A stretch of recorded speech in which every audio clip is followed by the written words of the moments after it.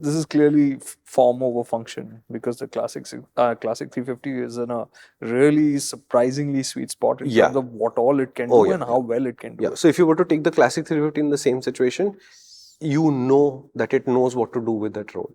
Is it super sophisticated about its comfort? No, it's not, but it's effective. And on the same roads, on a Classic 350, you'd be able to hustle. This bike is just constantly saying, listen, you bought the wrong bike if you're trying to hustle. Just relax. Yeah. Go slower. Go calmer. Everybody's looking at you. Give them time to absorb the beauty of this image is where this bike is at. A bobber is always your second or your third bike. It's not your primary bike. It's a bike you buy purely for the emotion of it. And this is, in bobber's sense, it's a different emotion, because bobbers generally I have associated with aggressiveness. This one has a more Goan vibe to it. Correct. And in the morning today, I saw a shotgun 650 heading out of Mumbai. Okay. The guy was clearly heading out to the highway on a single-seater shotgun 650. And he had a massive tank bag between his legs on the tank. He had a big backpack and he was wearing a waist pack. And I think he had one of those thigh bags on the other side. Right? So he was carrying a fair amount of luggage, but it was all on him. And honestly, I wouldn't want to tour like that. I just wouldn't want to do it. So this is why I am underlining this. As a single bike garage, the Classic 350 works. Meteor 350 works. Hunter is slightly uncomfortable, can work. Goan Classic can work, but don't think about it like this. Think about it as I am buying a visually pretty motorcycle, and for that I'm going to give up a few things. If you're okay with that compromise, then it will do all of those things too. So can it corner? Yes, it can. And the engine has that same chill vibe. Engine, in fact, I think sounds better. They've The exhaust is different. They've slightly visually changed the exhaust. I don't fundamentally believe it's a actual tune difference, but it sounds better inside the helmet. It sounds quieter inside the helmet, so the beat is clearer. So I really enjoyed what the Goan Classic sounded like in my head, right? So it sounds good. I think they look very, very good. Attention to detail is about as good as we've seen on the Classic 350, and the Classic 350 is about as well finished as a Royal Enfield currently gets. All of their other motorcycles do not achieve the same level of finish. Mirrors didn't come loose this time. Okay. So we are okay. That's good to know. Yeah, that's good to know. Mirrors didn't come loose, so we are good. So overall, the ride itself wasn't great, honestly.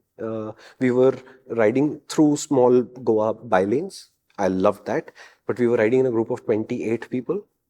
Didn't like that at all. Parading is not what motorcycles are for. Effectively, it was a parade.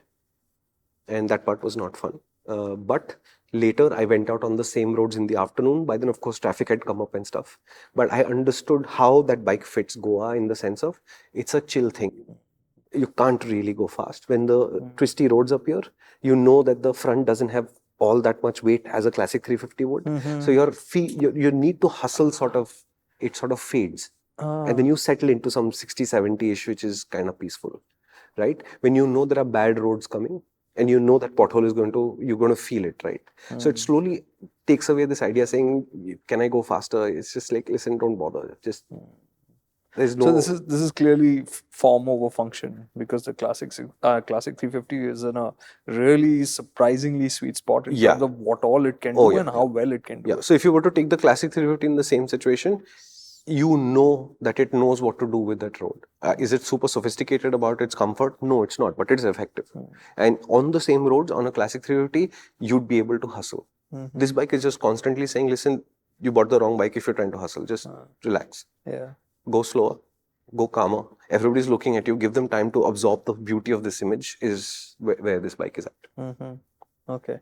Now, this happened in the middle of, just before Motorverse, which means as we're recording this, we have the Bear 650, Scram 440. Before we go to all of that, Classic 650. Seat. I want to know a little bit more about the seat. Seat is fine. Seat is fine? Seat is fine. And but does it offer adjustability? It looked quite curved to me. No, it's what it is. Meaning? I mean, what you see in the pictures is the seat you're getting. I rode it for, in the morning, I'm going to say about 2 hours plus 40 minutes. And then I rode it again for about an hour later. I don't have kilometers this time, but let's call it 4 hours on the bike, more or less back to back. I didn't have a problem. No. Okay. And foot peg position? Foot peg position, think of the Meteor as the foot peg position. So it's forward. It's not super forward like on the Super Meteor. but it is meteor. So it is ahead, and your feet are not under your knees; they are open. Okay. So it's a bit different in that way. Yeah, yeah. So you are sitting up like this. Ah, It's a nice riding it's a position. nice one. Not too stretched out. No, it's not too stretched out, and that too stretched out can be troublesome, especially Yeah. if you're not super tall. If you're very tall, yeah, you do all of that. But if you're not super tall, then it gets awkward. Even then, you end up sitting on your tailbone. I don't like that at all. So I didn't actually sit like this. I was sitting more or less upright. So I wasn't putting extra weight on my tailbone. No, I'm saying this sounds good. I mean, But it's if too you were to stretched pull out. that handlebar down like this, and then that would allow you to lean back into this motorcycle, then when the dish kicks up, that's where your tailbone is. That will definitely hurt.